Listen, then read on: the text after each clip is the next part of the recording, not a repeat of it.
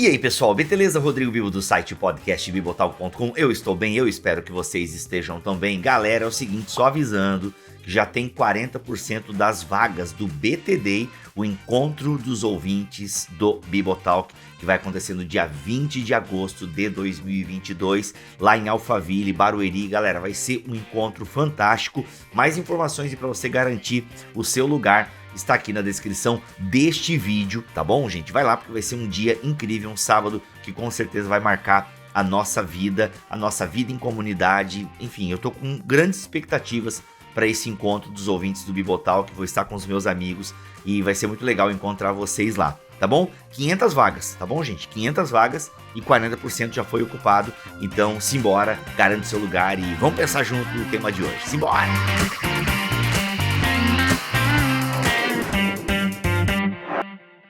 Nós já fizemos um episódio aqui em bibotalk.com sobre igrejas tóxicas e eu queria muito que você ouvisse esse episódio. Você tá vendo aí a capa? Sim, a gente fez uma mistura aí de Britney Spears com máscara, ficou bem legal essa capa, essa criatividade do nosso vitrinista Guilherme Match.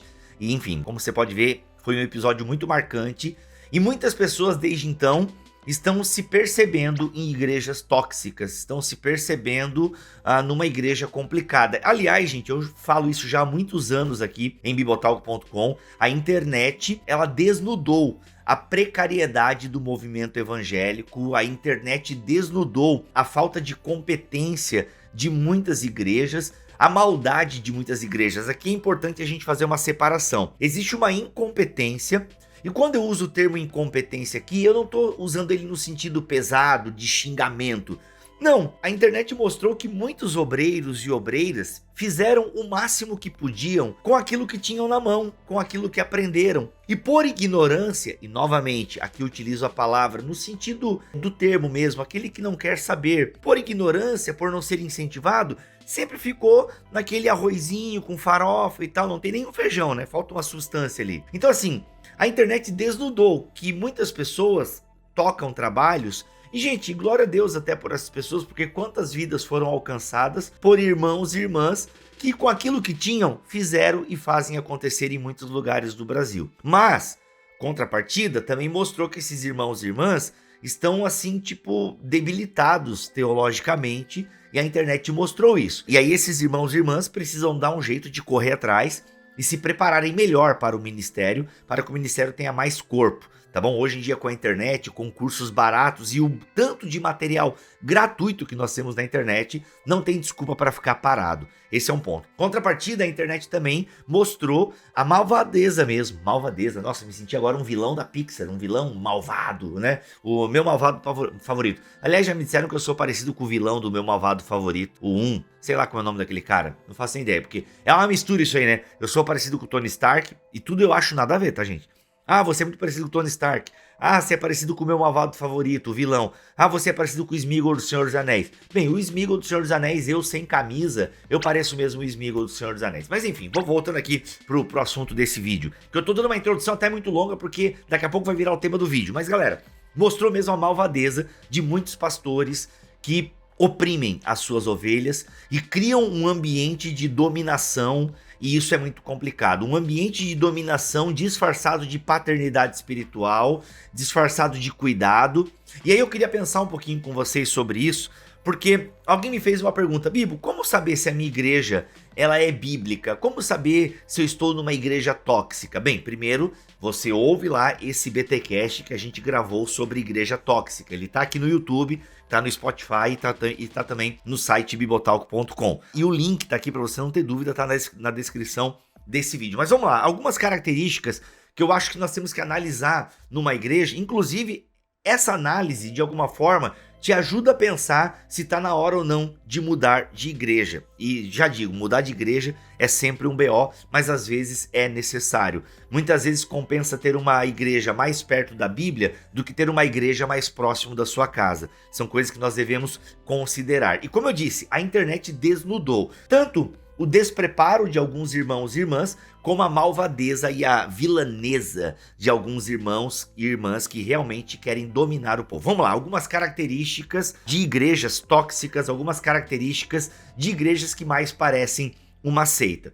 Vou começar com a mais básica: pastores e pastoras que são mais gurus do que pastores e pastoras. Gente, vou explicar. Não é tarefa do seu pastor e da sua pastora dizer o que você tem que fazer com a sua vida. Gente, eu vou usar pastores aqui, mas vale para homem e mulher, tá? Pastores que ficam dizendo o que você tem que fazer, o que você tem que comprar, se você pode fazer isso, se você pode fazer aquilo. Pastores que querem saber os seus passos, os mínimos detalhes. Isso aí não é pastor, isso aí é guru e é um dominador espiritual. Existe esse lance aí de paternidade espiritual que é muito complicado. Tem gente saudável que usa essa nomenclatura e até age de forma saudável, mas eu não concordo, não vejo isso. Não é assim que eu vejo o apóstolo Paulo tratando Timóteo quando chama de meu filhinho. Não é essa ideia, sabe, de uma cobertura, um sufocamento espiritual, onde você não pode fazer nada se não conversar com o seu líder. Sabe essa hierarquia? Né? Você vai fazer qualquer coisa,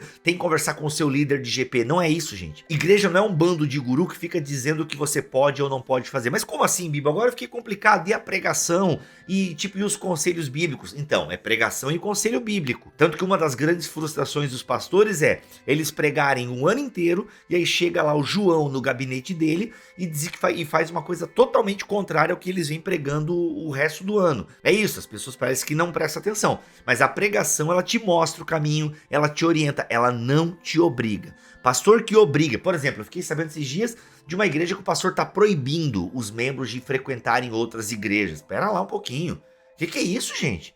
Pastor não proíbe nada, gente. Pastor não proíbe nada. Igrejas que têm líderes que querem dominar, que pedem exclusividade. Olha outra sacada. Líderes que se dizem a única voz de Deus na congregação. Não, porque eu sou o profeta dessa congregação, vocês precisam me ouvir. Foge de igreja sim.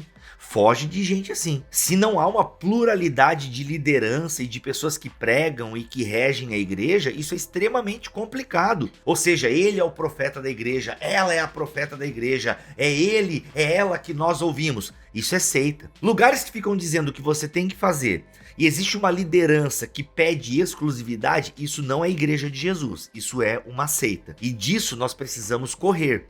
Tá? Porque isso não é o que Jesus ensinou. Existe uma liberdade onde há o Espírito Santo movendo-se nos corações, uma liderança plural, entendeu, gente?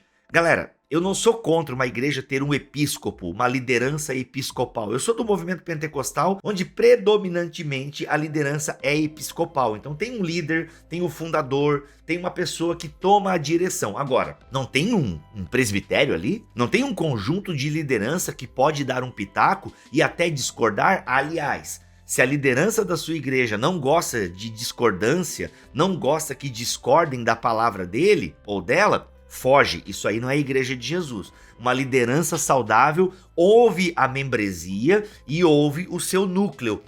Aqueles irmãos e irmãs que fazem parte de uma diretoria, de uma liderança e juntos cuidam da comunidade. Então, galera, esse negócio aí de que é o pastor, depois é o filho do pastor, eles mandam, eles têm a visão, eles são os profetas, os apóstolos, isso aí não é a igreja de Jesus. Isso aí tem mais característica de seita e às vezes até sinagoga de Satanás. Então, abre bem o teu olho, fica atento, porque assim, isso é uma característica bem complicada mesmo. Uma liderança narcisista, uma liderança, sabe, dominadora, essa liderança exclusiva. Então assim, pessoal, vamos tomar muito cuidado. Como assim, pastor proibindo você de visitar outra igreja?